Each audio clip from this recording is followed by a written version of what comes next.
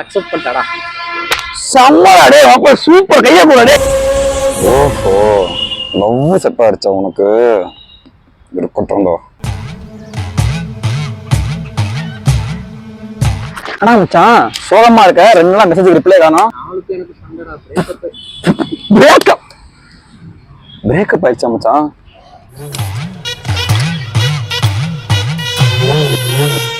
Hello, ஆமா அரவிந்த் தான். அப்படியா?